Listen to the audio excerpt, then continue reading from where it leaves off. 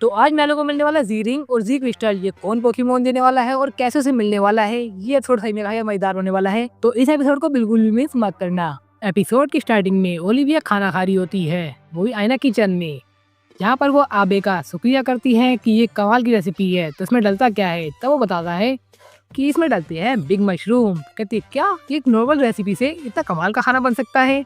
लेकिन उतनी देर में मेलो आती है और उसे ट्राई कराती है कुछ नए स्पेशल डिशेज जो होते हैं पोनी रेडिश से। वो देखते हैं कि काफी क्रंची और फ्लफी है, ये तुमने कहाँ से बनाना सीखी। तब वो बताती है कि उसने अपने टास्क को जब पोनी आइलैंड में पूरा किया था तब उसने ये रेसिपी सीख ली थी।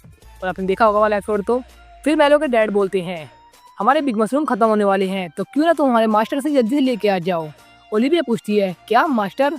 तब वो बताती है कि ओरेंगेरू हमारे मास्टर है जो वाइल्ड पोकेमोन के लिए रेस्टोरेंट चलाते हैं। उससे याद आया क्यों ना मैं उनको कुछ पोनी रेडिश भी दे के आऊँ। जिसके बाद वो यहाँ से निकल जाती है। Recipe for success. तो वहाँ दिखा जाता है ओरेंगेरू के रेस्टोरेंट में, जहाँ पर टीम रॉकेट वहाँ पर खाना खा रही होती है और रिलैक्स कर रही होती है। लेकिन तभी उन्हें मटोरी की बात याद आती है, जिससे थोड़ा बहुत इरिटेट होते हैं और गुस्सा करने लगते हैं।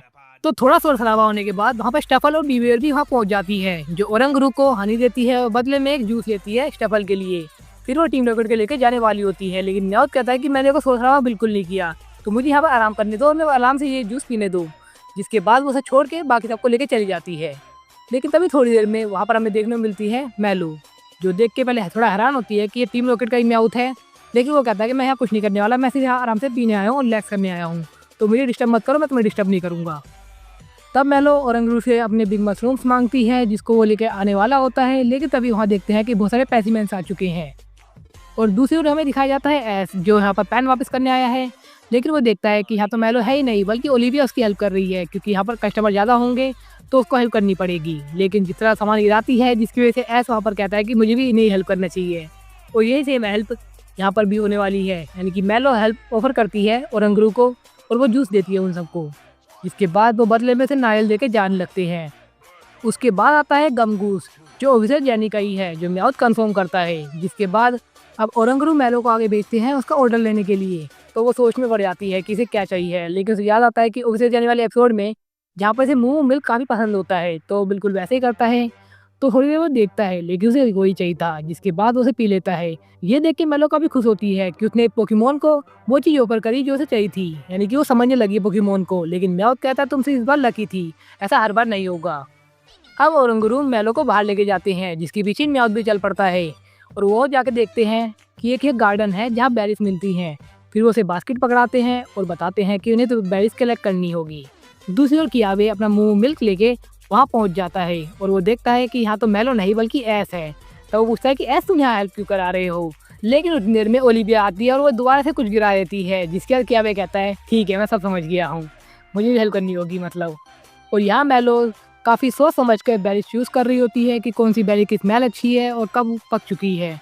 लेकिन म्याउथ को लगता है कि बेरीज कलेक्ट करना कोई मुश्किल टास्क तो नहीं है।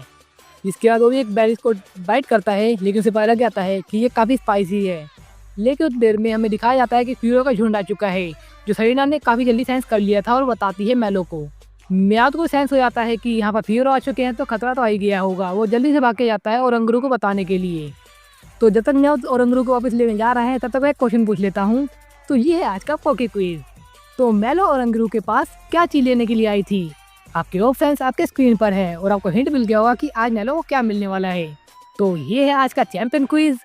म्याउथ ने जो बेरी खाई थी उस बेरी का नाम क्या है? तो आज इलाइट 4 की बात नहीं करेंगे, क्योंकि यहाँ पर चैंपियंस बहुत सारे निकल के आए हैं। जैसे मैंने कहा था, आप बस कमेंट कर देना, मैं सभी चैंपियंस को लेने वाला हूँ इस बार। तो पहले आते हैं गणेश गुलमाली, जिन्होंने कहा है कि बेस्ट डुओ होने वाला है पिकाचू और चार्जर्ड का। तो ओके बात है। नेक्स्ट है श्रेया सिंह, जिनका कमेंट कुछ ज़्यादा कमाल का है। उन्होंने कहा बेस्ट डुओ है ग्रेनिंजा और चार्जर्ड। और रीजन भी बताया है, चार्जर्ड के पास ड्रैगन और फायर टाइप मूव्स हैं और ग्रेनिंजा के पास water type plus bond evolution है, जो इनको काफ़ी सारे अपोनेंट को डिफीट करने में काफ़ी मुश्किल होगी। इन्होंने देखो ये चीज़ कहा है कि हार सकते हैं, हराया जा सकता है, ऐसा नहीं कहा कि भाई अनडिफीटेबल बता दिया मैंने। बेस्ट डुओ होता है और डुओ के पास काफ़ी अच्छी स्पेशलिस्ट पावर बताई है, इसे कहते हैं अच्छा एक्सप्लेनेशन। तो यार आउट तो तुम्हें मिलना ही चाहिए। और इस बात से एग्री करते हैं आयुष भाई, जिन्होंने कहा है कि चार्जर्ड और ग्रेनिंजा बेस्ट डुओ है, लेकिन एक्सप्लेनेशन वैसा नहीं दिया है, मगर सही है। और अमित गुप्ता भी इस बात से एग्री करते हैं, सही में ये डुओ कुछ खास नहीं लग रहा। और नेक्स्ट कमाल का कमेंट किया है गुरतेज सिंह ने, जिन्होंने लिखा है पोकेमॉन चैंपियन क्विज, यानी कि एक अच्छा चीज़ रहता है, ये तुम लिख दोगे तो सर्च करके आसानी से मिल जाते हैं सारे क्विज के आंसर। तो यहाँ ग्रेनिंजा और पिकाचू का डुओ बताया इन्होंने बेस्ट, क्योंकि ग्रेनिंजा है वाटर टाइप पोकेमोन है जो कभी कमाल की मूव रखता है और उसकी वीकनेस यार बहुत कमी रहती है वाटर टाइप मूव की। इसके साथ ही ग्रेनिंजा की जो इलेक्ट्रिक टाइप वीकनेस है उसे फुलफिल करता है पिकाचू, जो सही में काफ़ी कमाल की बात लिखी है। तो यार तुम्हें शाउट आउट मिलना चाहिए। और भाई इस वजह को भी लगता है कि चाइल्ड और ग्रेनिंजा ही बेस्ट डुओ रहेगा।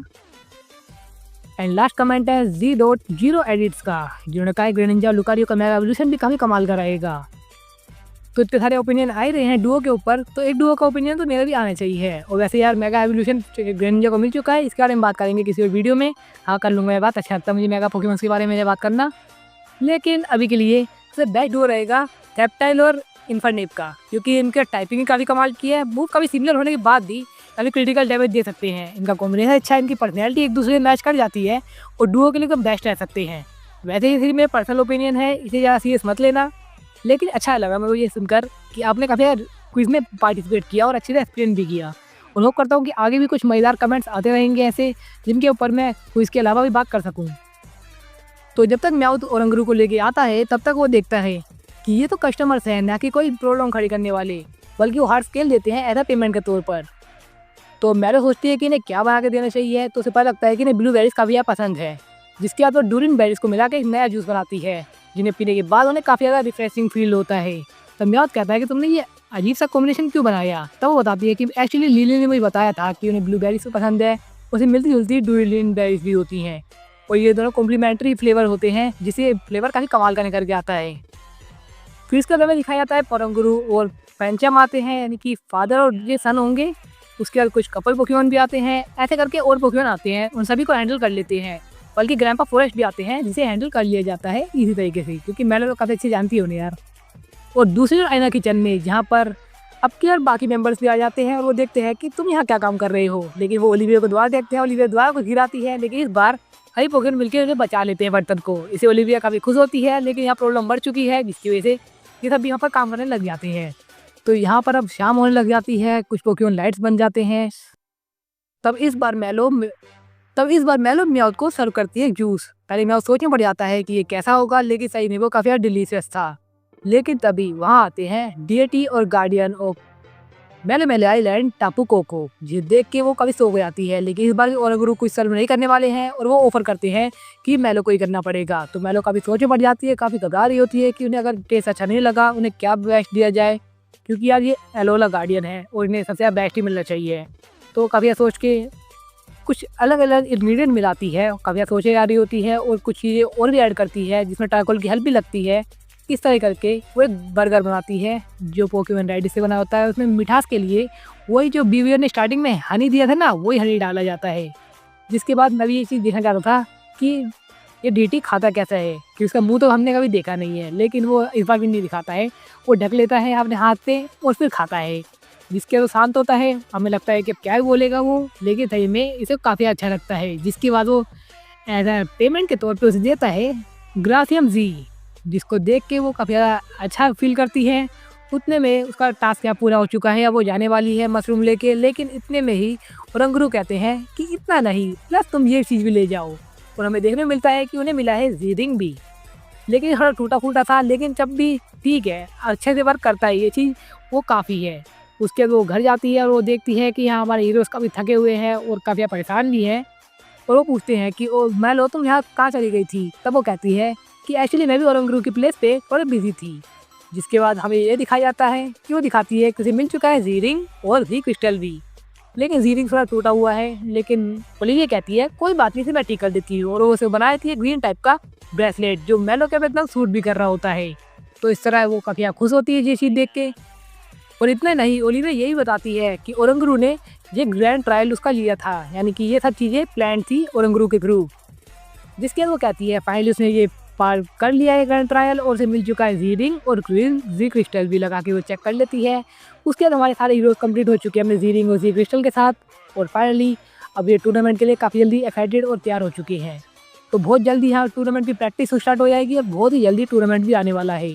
तो अगर आपने इस वीडियो को लाइक अभी तक नहीं किया तो लाइक कर देना, चैनल को सब्सक्राइब कर लेना, क्योंकि लाइक हो जाते हैं ना जल्दी तो मेरा मन करता है कि वीडियो जल्दी बना दिया जाए और जल्दी से अपलोड भी कर दिया जाए। और 20 लाइक अगर हो जाते हैं तो फिर बहुत टाइम लग जाता है इस वीडियो बनाने में। 100 लाइक करके दिखाओ ना एक दिन में, मज़ा आ जाएगा। और बात करें इसकी रेटिंग की तो रेटिंग मैं दूंगा 10 आउट ऑफ 10, क्योंकि ये एपिसोड सही में मुझे तो काफ़ी मज़ेदार लगा। अगर आपको सांजी या फिर कुछ फूड के ब्लॉग्स या फिर ये सब चीज़ें पसंद आती है तो आपको ये एपिसोड भी मज़ेदार लगा होगा। तो उन्हीं लोगों को मैं रिकमेंड करूँगा कि उन्हें ये एपिसोड देखना चाहिए, क्योंकि पोकेमॉन में अलग तरीके से दिखाया गया है कि कैसे वो एक दूसरे से मैच कर सकते हैं, क्योंकि इंसानों को समझ में नहीं आता है। और हमें ये चीज़ पता लगी यार, मैं चीज़ बताना भूल गया कि मेलो ने यहाँ पर अब क्या दिया है कि पोकेमॉन्स भी यहाँ आ सकते हैं और खा सकते हैं इसके आयरा किचन में।